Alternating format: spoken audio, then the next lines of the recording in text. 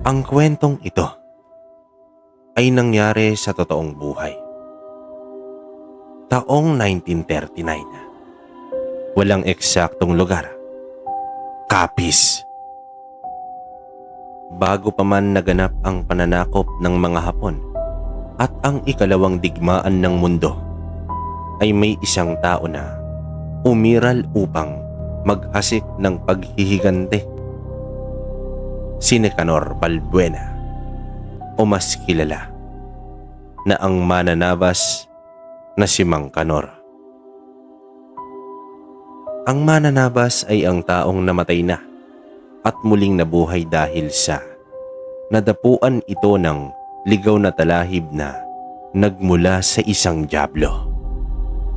Lalo na kapag hindi tanggap ng kaluluwa nito na siya ay namatay na o sadyang pinatay. Subalit, hindi ito mahalin tulad sa aswang dahil hindi naman ito nagkakaroon ng pangangailangan sa laman loob at tugo ng isang tao. Muli itong magbabalik na may kompletong memorya at nakadepende na sa kanya kung papaano niya gagamitin ang kapangyarihan na nagmula sa isang dyablo. Ang taglay ng isang mananabas ay parang taglay din ng isang antingero. Tulad ng bilis at lakas, ngunit wala silang kabal sa katawan. Bagkus, ang mga sugat na natatamo nila ay agad lang din namang gumagaling. Maliban na lang kung natatamaan ito ng liwanag ng buwan, dahil ito ay hindi na gagaling at magiging dahilan ito sa kanilang panghihina hanggang sa muli nila itong ikamatay. Si Canor ay isang panday. Maayos at matiwasay ang buhay niya sa Dumalag, Capiz. Kasama ang asawa at 3 anak. Sa panahong ito ay nasa 46 na itong si Canor. Ang mga nagagawa nitong mga bagay tulad ng itak, karit, punyal, piko at palakol ay tinitinda rin niya sa maliit na palengke sa kanilang lugar. Nilalatag lang niya sa isang pahabang mesa ang mga paninda mula umaga hanggang magtakip silim. Bilang isang panday, si Canor ay merong batak at malaking pangangatawan. Dagdag pa ang tangkad nito.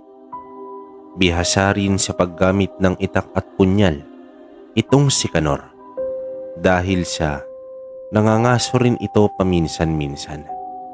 Lalo na kapag naghahanap ang pamilya niya ng karne dahil nagsasawa na rin ito sa isda at gulay.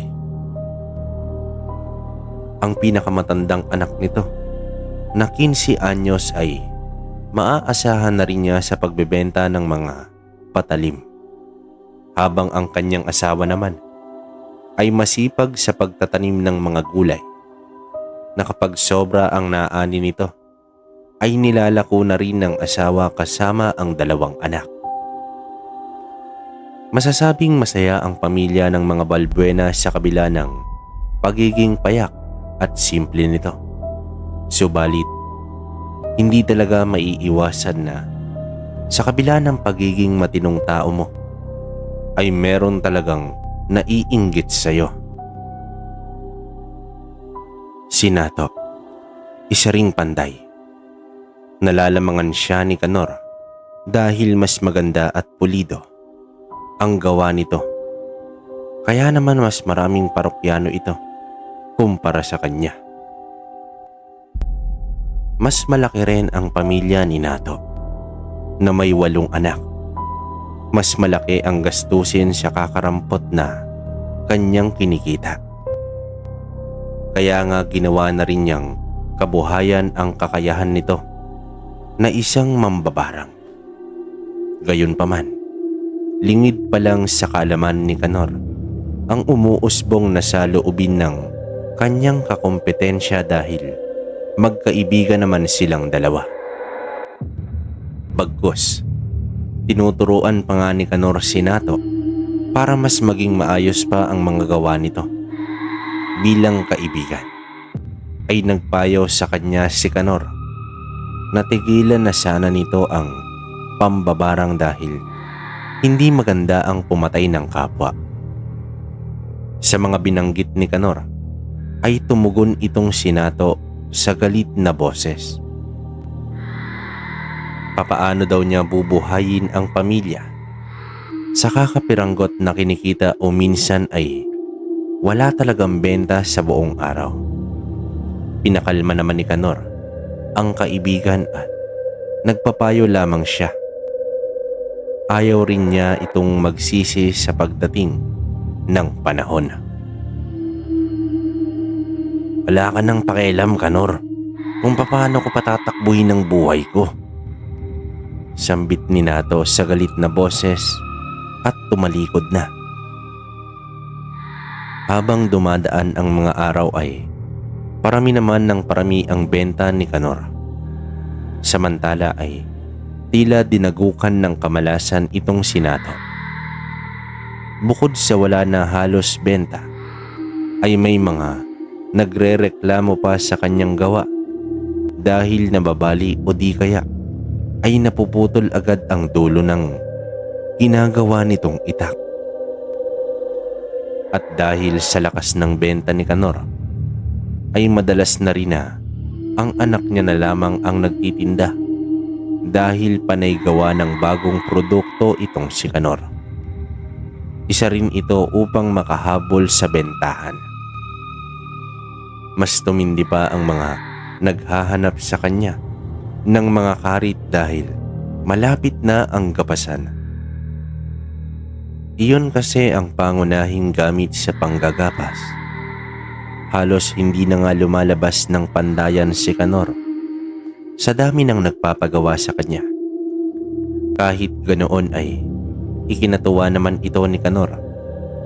Nakakabili na rin sila ng mga iilang kagamitan sa mga sarili at sa bahay.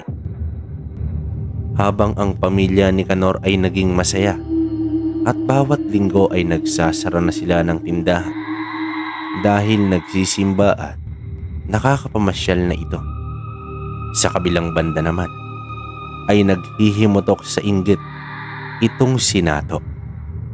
Dahil matumal na nga ang paninda, ay naging bihira lang din ang kumukuha sa kanyang serbisyo ng barang. Mas naghirap pa nga sila. At dahil sa magandang nangyayari sa pamilya ni Canor, ay nagduda na ito na may nakuhang anting-anting itong si Canor na naging dahilan sa pag-asenso nito sa buhay. Isang araw, sinubukan ni Nato na manghiram ng salapi kay Canor. Pinagbigyan naman siya nito agad.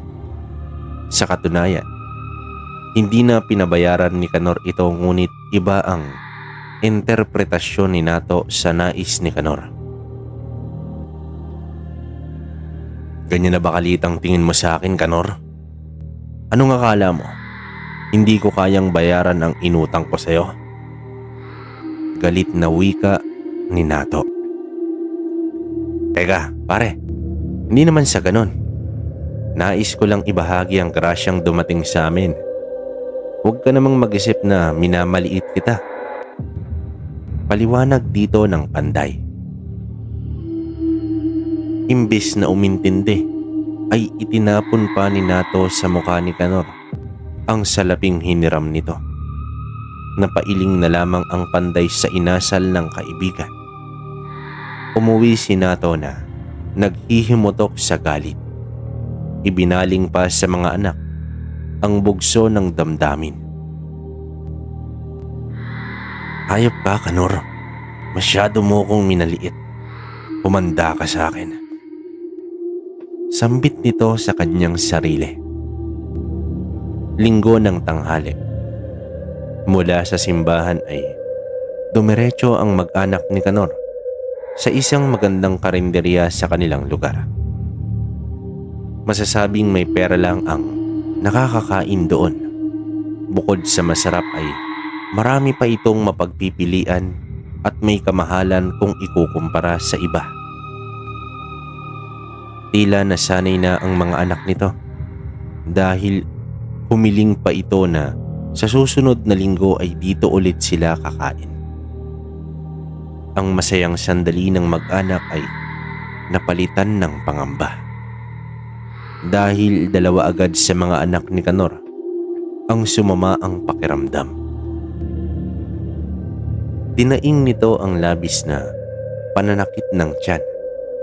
Laking pagtataka ni Kanor dahil pare-pareho naman ang kinain nila mula agahan at tanghalian. Agad naman naghanda ng halamang gamot ang asawa para malunasan ang mga ito. Habang ginagamot ng asawa ang mga anak, ay may napansin si Kanor sa leeg ng kanyang asawa. Animoy may butlig na tutubo. Hindi naman binigyang pansin ni Kanor ang kanyang nakita sa asawa. Nagtungo ng kusina si Kanor upang mag-init ng tubig nang napansin niya ang panganay na nag-iigib ng tubig na tila may dinaramdam. Tinanong niya ang anak at hinawakan sa ulo. Laking gulat ni Kanor dahil napakataas ng lagnat nito. Akmang babagsak ang anak. Buti na lang ay nasalo agad ito ni Kanor. Binuhat nito ang bata at dinala sa kwarto kung saan naroon din ang dalawang dumadaing pa sa pananakit ng tiyan. Agad inilapag sa kama ang bata subalit nanlaki ang mga mata ni Kanor dahil ang butlig na nakita sa asawa ay lumaki at dumami bigla. Nag-umpisa ng matakot si Kanor para sa kalagayan ng kanyang pamilya. Nasa 3 oras pa ang babaybayin para mapuntahan ang kilala niyang antingero. Napasigaw na ang kanyang asawa dahil nahimatay na ang panganay sa sobrang sakit at taas ng lagnat, habang ang dalawang anak ay sumuka na ng sumuka. Natakot din ang asawa dahil kumalat na sa mga kamay at buong katawan ang mga malalaking butlig na nagkukulay pula at namamagana. Napahawak na lamang sa ulo si Kanor dahil mababaliw na siya sa mga biglaang pangyayari. Ang tirahan kasi ng mag-anak ay malayo sa mga kapitbahay, kaya wala siyang mahingian ng tulong. Nagpaalam muna si Kanor sa asawa dahil kukuha siya ng mga halamang gamot.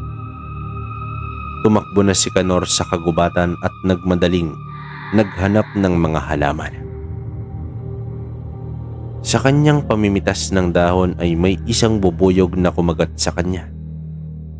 Kahit kakaiba ang laki nito, ay hindi na niya alintana ang pagtarak ng kamandag nito.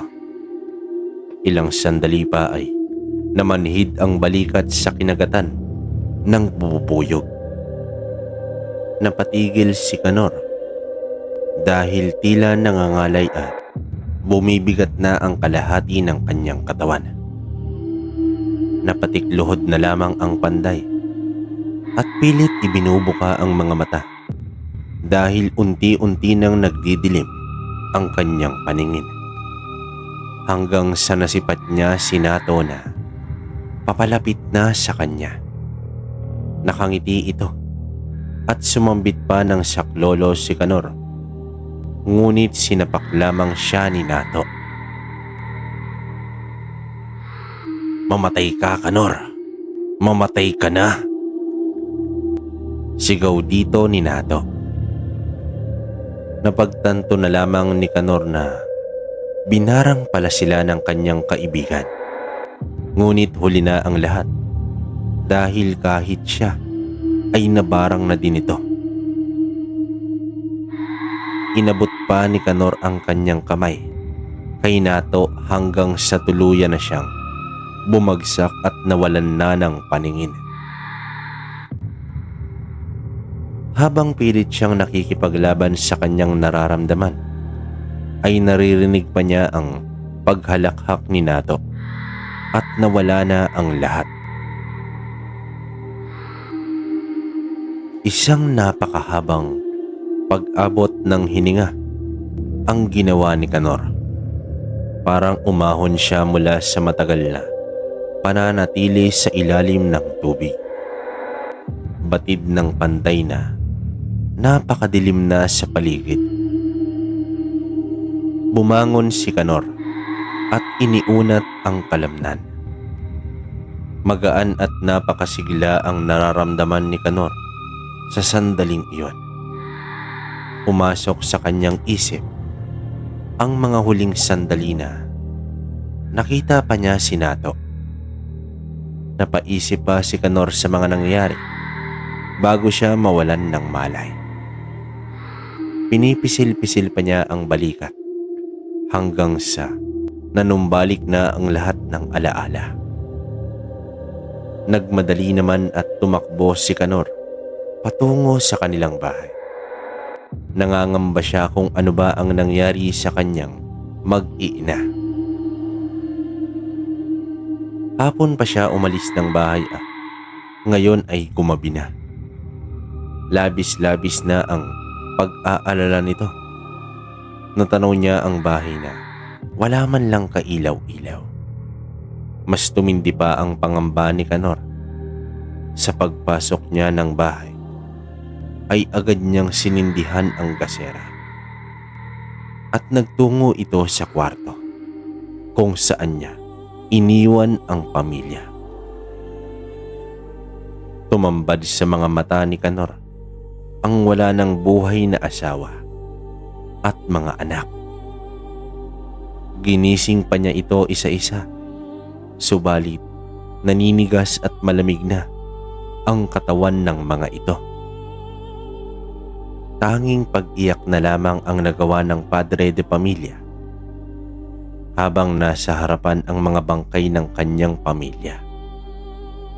Nagtungo siya sa pinakamalapit na kapitbahay na animoy tulala na nakikipag-usap at humihingi ng tulong. Agad naman nagtungo ang iilang kapitbahay sa lugar at nanlumo na lamang ang mga ito sa kanilang nasaksihan. Sa pagsalaysay ni Kanor ay nasabi ng kanyang mga kapitbahay na 2 araw na ang nakalipas kung pagbabasehan na linggo nangyari ang pagkatuklas niya na binarang ang kanyang pamilya. Nabanggit rin ni Kanor na si Nato ang may kagagawan.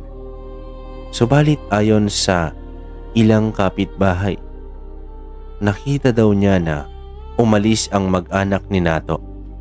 Lunes ng umaga dala ang mga kagamitan nito.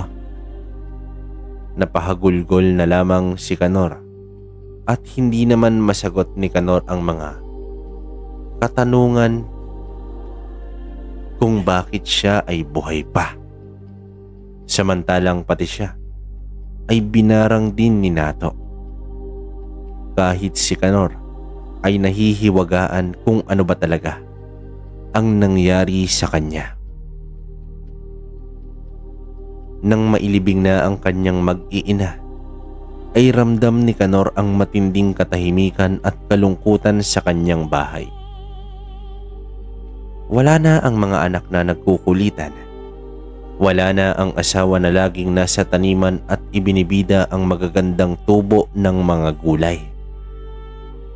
Walang kasing sakit para sa isang ama ang mawala ang pamilya nito sa isang iglap lamang.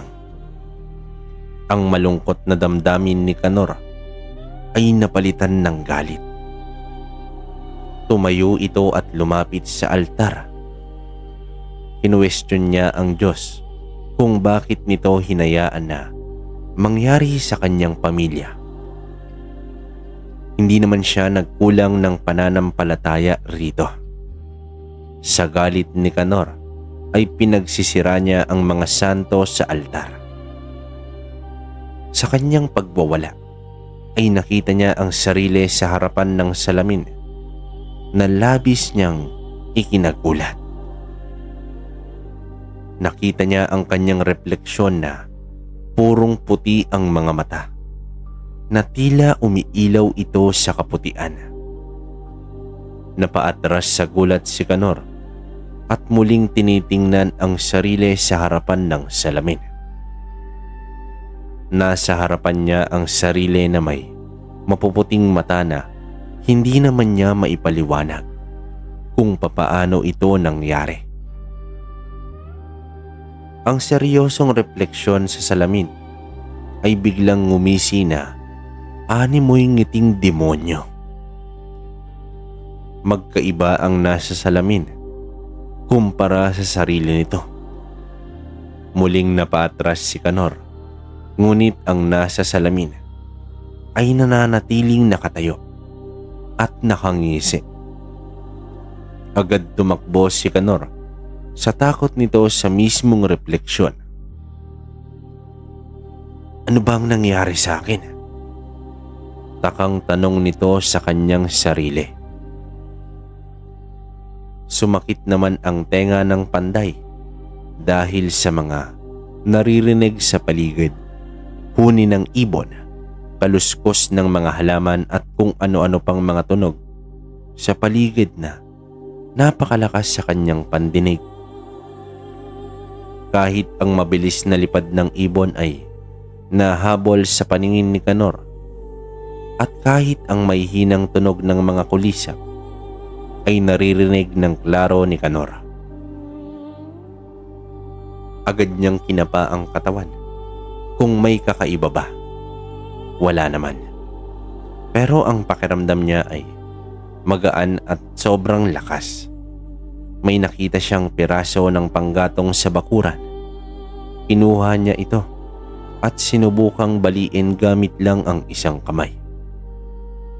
Laking gulat na lamang ni Canor dahil nagawa niya ito ng walang kahirap-hirap. At dahil dito, sinubukan niyang suntukin ang isang maliit na puno na kasinlaki ng braso niya. Hindi makapaniwala si Canor dahil nagawa niya itong patumbahin sa isang suntok lamang. Tatakbo pa sa loob ng bahay si Canor at gulong-gulo sa mga nangyayari. Una, alam niya na namatay na siya dahil sa barang ni Nato. Pangalawa, ay ang mga kakaibang kakayahan niya na wala naman ito dati, at ang pangatlo, ang kakaibang nakita niya sa kanyang refleksyon. Halos isang linggo rin na nananatili si Canor sa kanyang bahay. Inobserbahan at pinag-aralan ang mga pagbabago sa kanyang sarili. Matapos mapatunayan ang mga kakaibang pagbabago sa sarili, ay tinungo niya ang albularyo. Dito niya inilahad ang lahat-lahat. Diyos ko, iho, isang demonyo ang lumulukob sa katauhan mo. Nag-aalalang wika ng albularyo. Ayon sa matandang albularyo, si Canor ay nadapuan ng dugong mananabas, isang kapangyarihan na nagmula sa demonyo.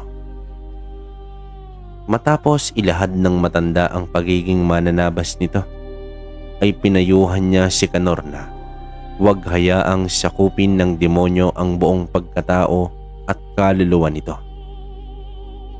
Habang naglalakad pa uwi ay hindi makapaniwala si Canor sa kanyang sinapit. Subalit, imbis na matakot ay lumakas palalo ang loob ng panday.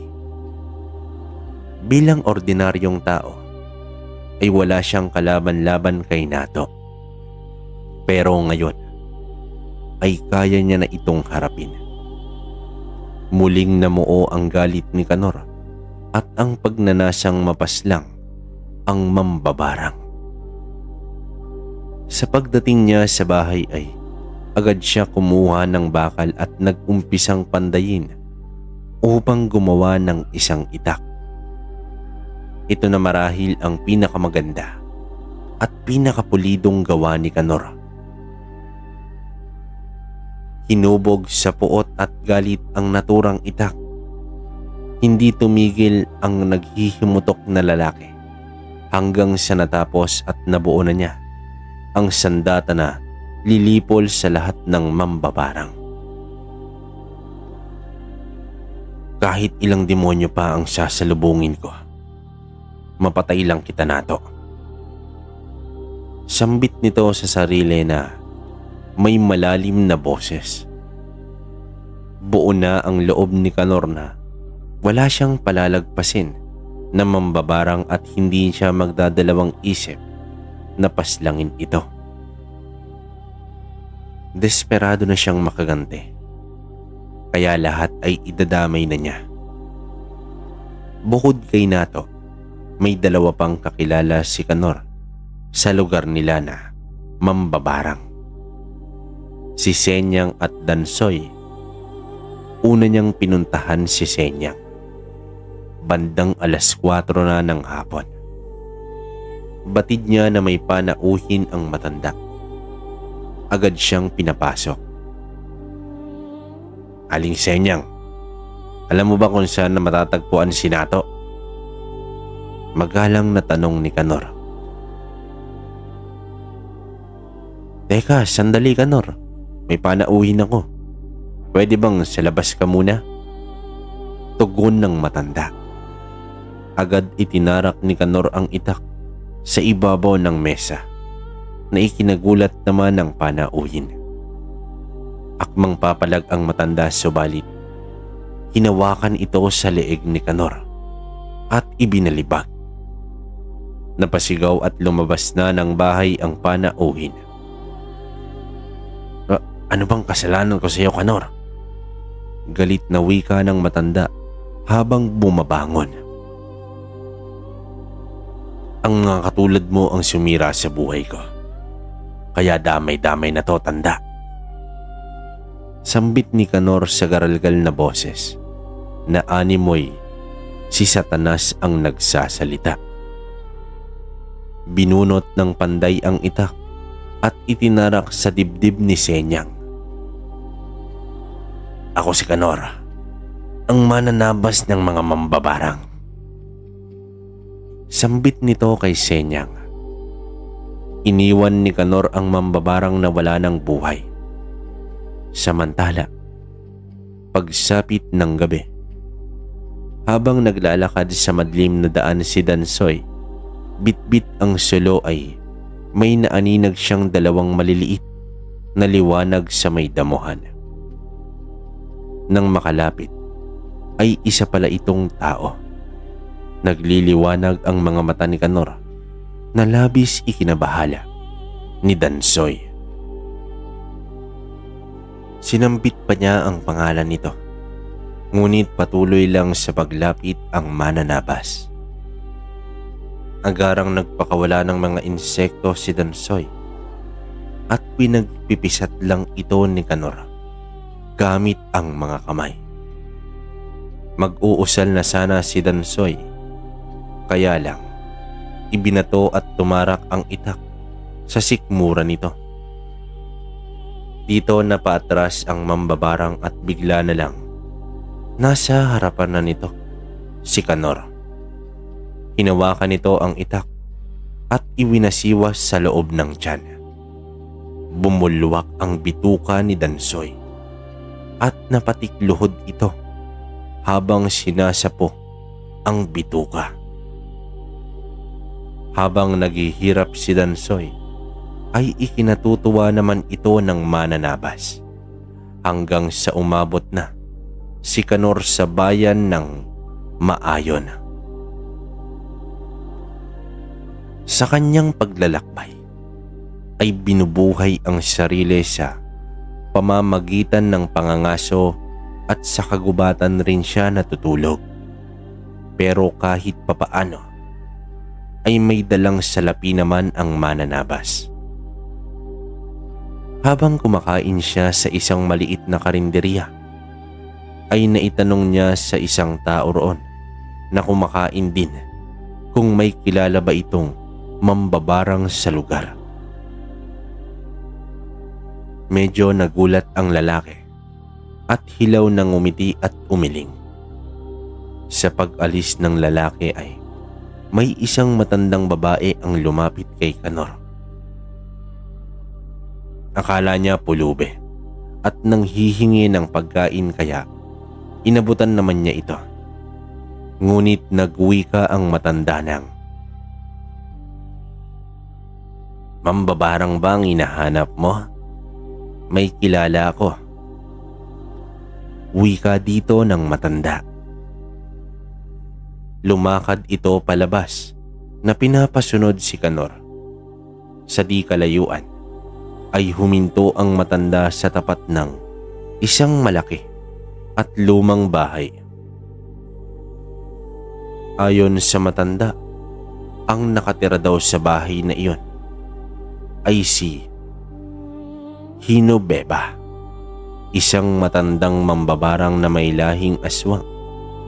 Matapos noon ay nagpaalam na ang matandang babae. Tumitig sa malaking bahay si Kanor at ngumisi. Walang kahirap-hirap niyang pinaslang ang dalawang mambabarang. Sa sandaling ito ay natuwa siya dahil makakatapat na rin siya ng isang malakas na uri.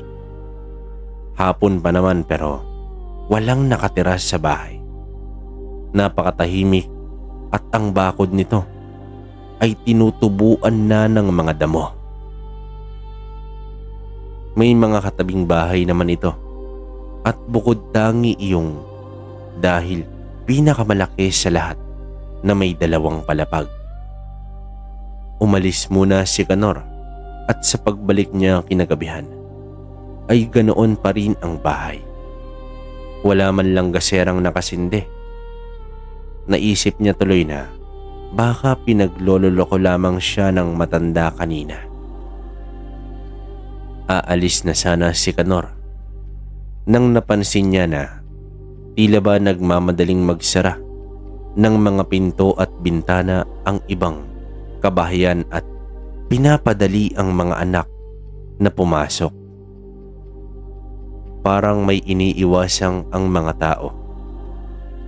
Akmang lalakad na sana si Kanor ay narinig niya ang langit-ngit ng pintong dahan-dahan kung bumukas. Dahil doon ay labis ang pagka-interes ang mananabas. Ninais nito na pasukin ang bahay. Binuksan niya ang labasan ng bahay sa bukod tangi na walang mga damo na nakapipit. Hanggang nasa tapat na siya sa pintong nakabukas. Napakadilim sa loob ngunit hindi iyon mahirap kay Kanor dahil isa sa kakayahan niya ay ang makakita sa dilim.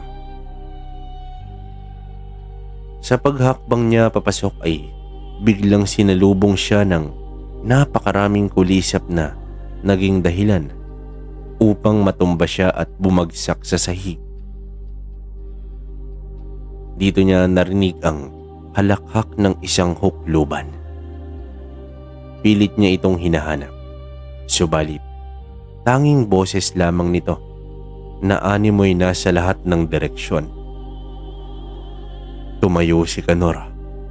Binunot ang itak at itinarak sa dingding ng bahay. "Lumabas ka, nilalang!" Paghahamon na wika ni Kanor. Mula sa isang bahagi ay unti-unting nagpakita ang isang matanda. Napakunot ang noo ni Kanor dahil ang matandang iyon ay ang mismong matanda na nagturo sa kanya sa bahay.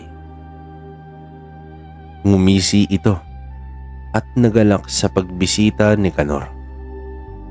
Noong una Akala niya ay mga palamuti ang nasa buong dingding ng bahay, subalit nang titigan niya itong mabuti ay mga buhay at malalaking bangaw pala ang nakadikit doon. Kasinlaki ng mga palad niya ang mga insektong nakadikit.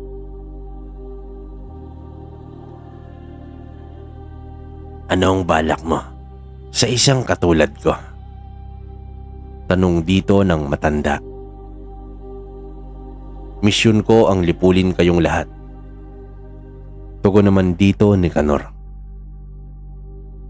Sa itsura ng mambabarang ay tila interesado rin itong makalaban si Kanor.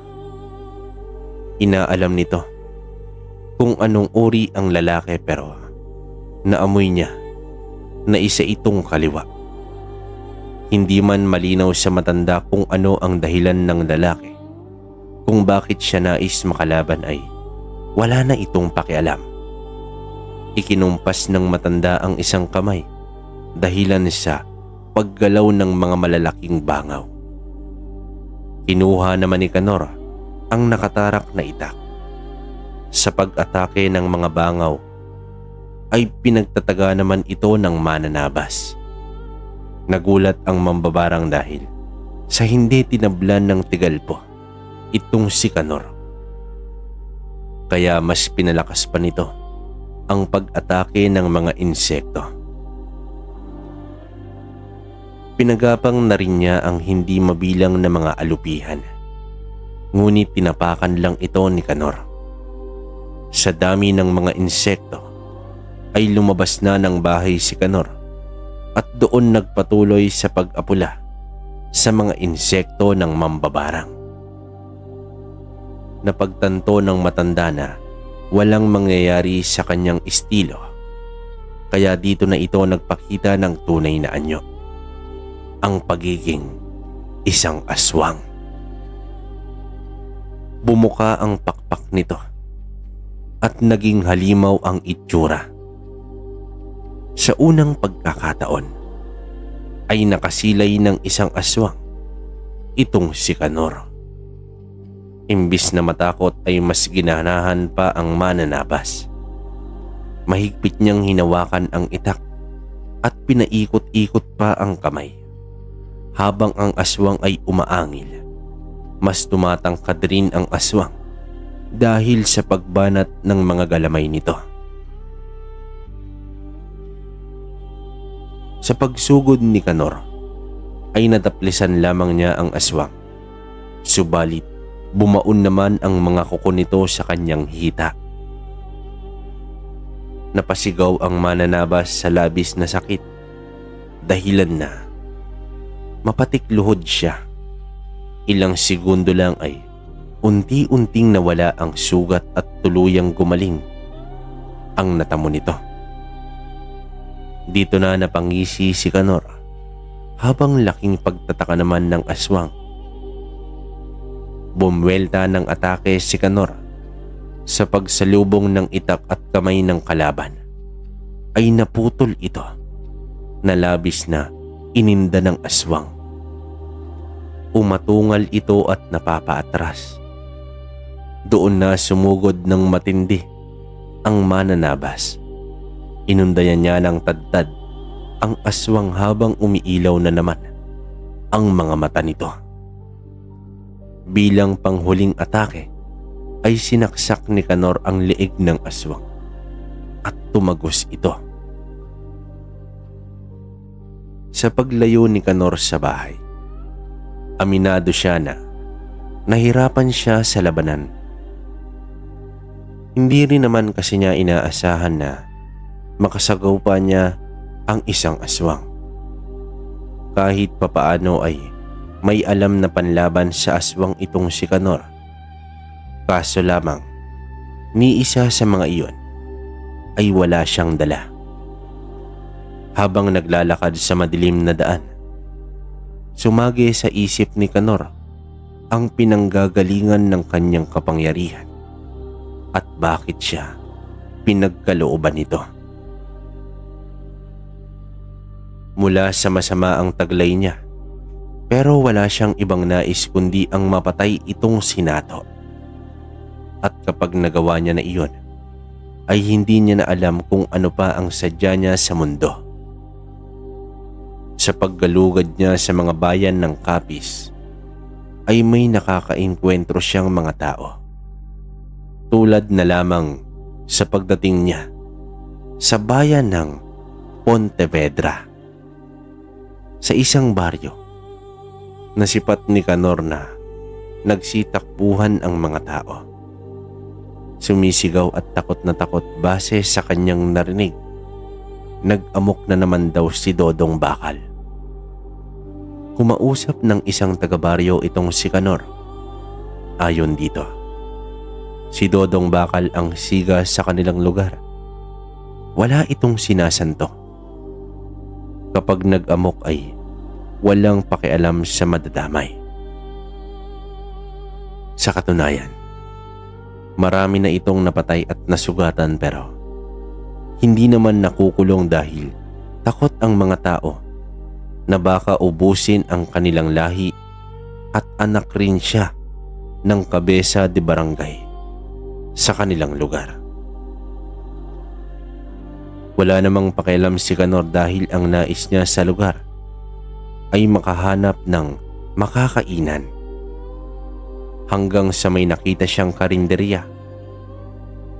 Habang kumakain si Canor, ay may isang lalaki na napakalaki ng pangangatawan at galit na nagtanong sa mga tao sa karinderya kung nakita ba nila ang nagngangalang Badong. Umiling ang mga tao at takot. Patuloy lang naman sa paglantak si Canor dahil wala naman siyang ideya sa mga pinagsasabi ng lalaki. Pumasok ito at ang mesa kung nasaan si Canor ay siyang hinampas nito. Kapag nakita niyo si Badong, dudurugin ko ang pagmumukha niya. Naiintindihan niyo? Galit na wika ni Dodong Bakal. Sa sandaling iyon ay nagpipigil lamang si Canor dahil wala siyang intensyon na makasakit ng ordinaryong tao. Gayunpaman, lumabas si Dodong at patuloy sa paninindak sa mga taga-baryo. Sa paglalakad ni Canor ay may nakita siyang lumang kamalig at napagpasyahan niya na doon muna magpalipas ng gabi.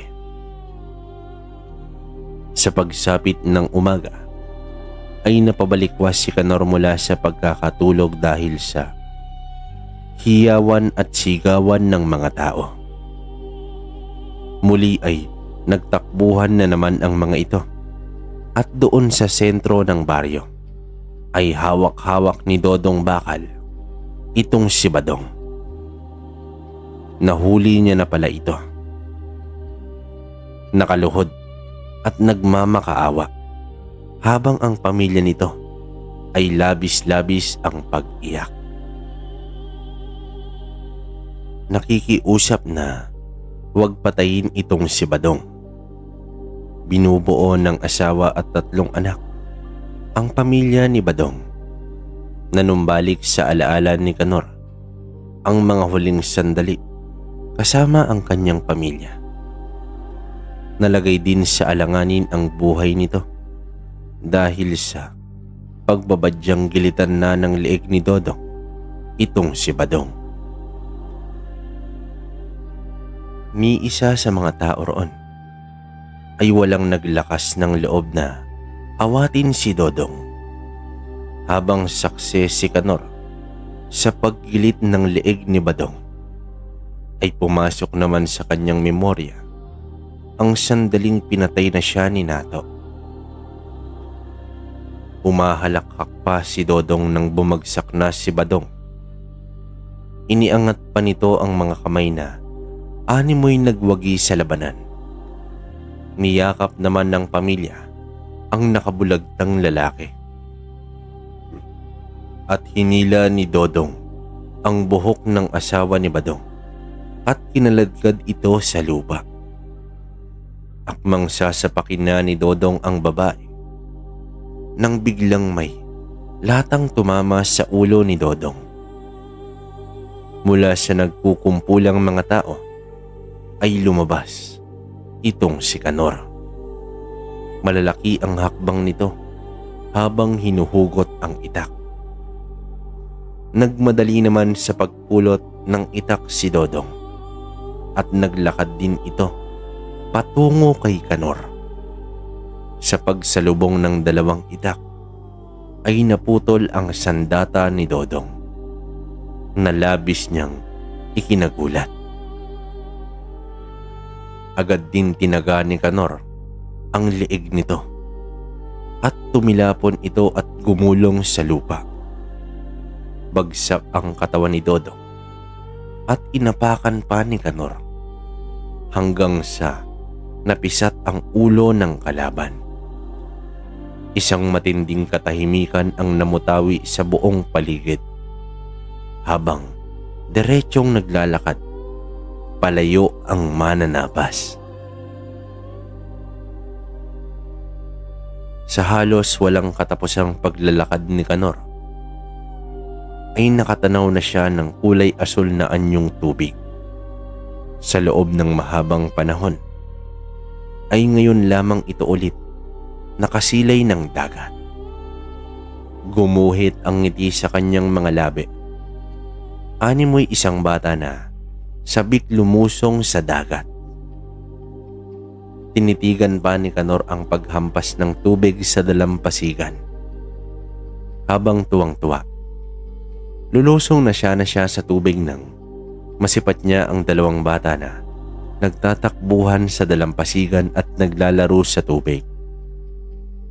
Sa pagtitig ni Kanor sa mga ito ay kumpirmadong mga anak pala ito ni Nato.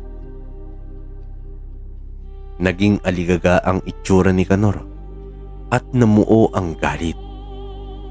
Kung nandito ang mga anak ng mambabarang ay tiyak narito rin si Nato. Agad nagtungo si Kanor sa mga bata. Nasaan si Nato? Sumagot kayo. Nasaan ang demonyo niyong ama? Galit na sambulat nito sa mga bata. Agad nagtakbuhan ang mga ito at sumigaw pa ng multo. Sinundan ni Kanor ang mga ito at nang pumasok sa isang bahay ay agad nagkubli ang mananabas. Lumabas ang asawa ni Nato at inilibot ang paningin sa paligid. At nang wala itong makita ay pumanhik at sumunod naman na lumabas itong si Nato. Nanliit ang paningin ni Kanor nang muling masilayan ang taong pumaslang sa buong pamilya niya. Akmang babalik na sa loob ng bahay ay tinawag siya ni Kanor. Nato! Biglang natigilan si Nato dahil kilala niya ang boses na iyon. Sa paglingon nito ay isang nanlilisik na mga mata ng isang taong walang ibang nais kundi ang makapaghigante. Gulat na gulat sa nakita si Nato. Isang makisig at animoy nagkukumpulang mga bato ang katawan ni Kanor at may hawak itong mahabang sandata. Nanlumo ang itsura ni Nato at marahan itong lumapit sa dating kaibigan. Kanor, buhay ka? Patawarin mo ako, Kanor. Nabulagan lang ako ng inggit. Kaya ako yung nagawa sa pamilya mo. Lalong-lalo na sa'yo. Pagmamakaawa ni Nato. Sa ilang metrong pagitan ay lumuhod na si Nato at nagpapakita ng labis na pagsisisi. Nakayuko rin ito. Tanda ng kanyang sinseridad. Hayop ka, Nato. Nandito ka lang pala sa pilar. Alam mo bang ilang bayan ang sinuyod ko?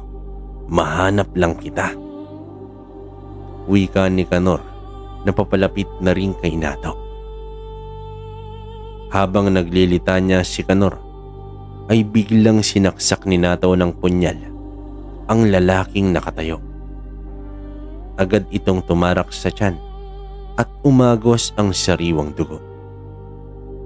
Bigla namang tumayo si Nato at humalakhak.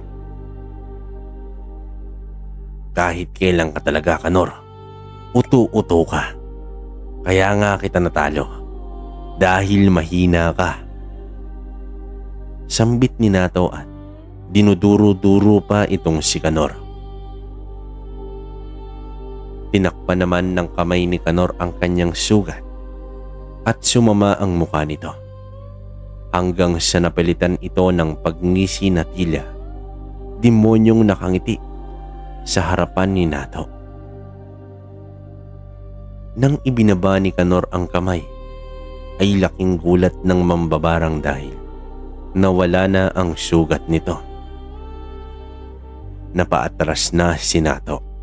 Habang humakbang naman papalapit si Kanor, mag-uusal na sana ang mambabarang nang bigla siyang sinampal ni Kanor.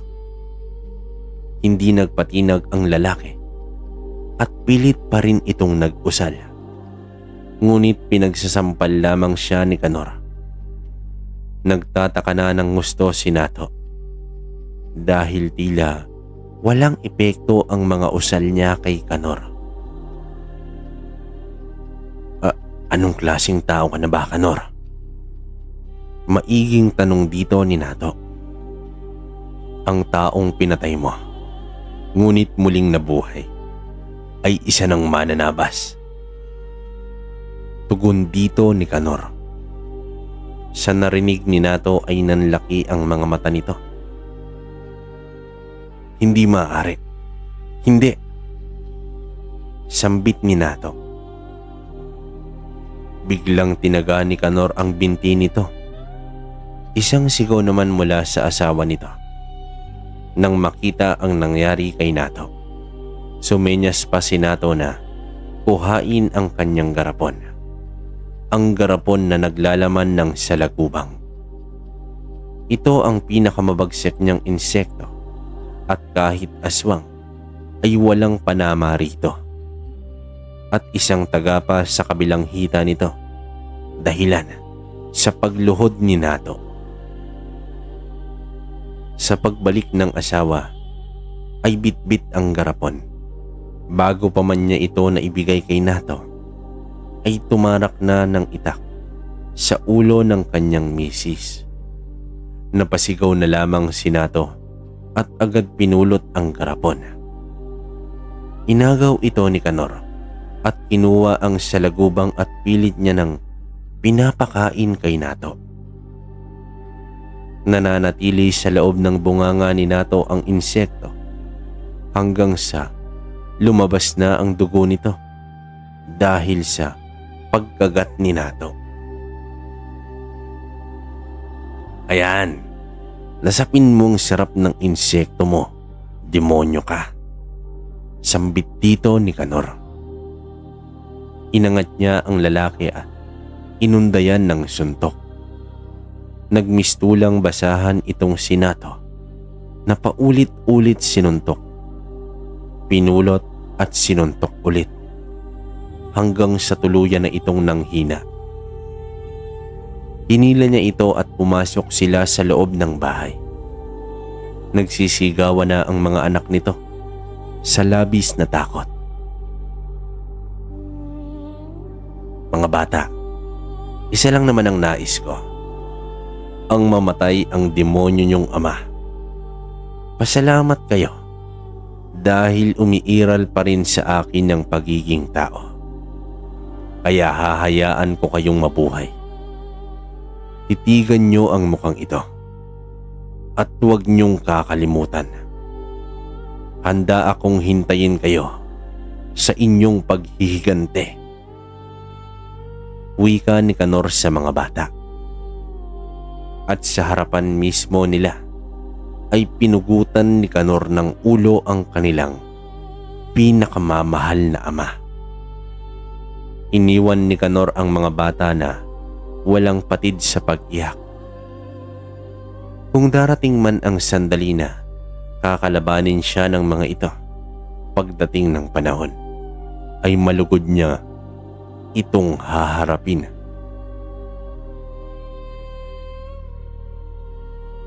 Mga kabaryo, ang pagkakaroon ng inggit sa kapwa ay wala talagang may dudulot na tama.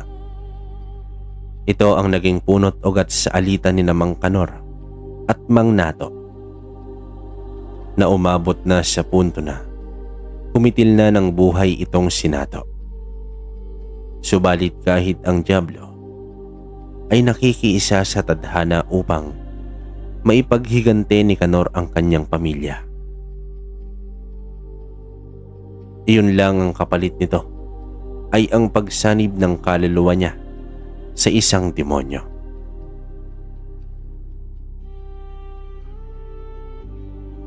Kamusta mga kabaryo? Hanggang dito na lang ang ating kwento. Naway may napulot kayong aral at sana ay may natutunan kayo sa kwentong ipinadala sa atin ni Mang Kanor.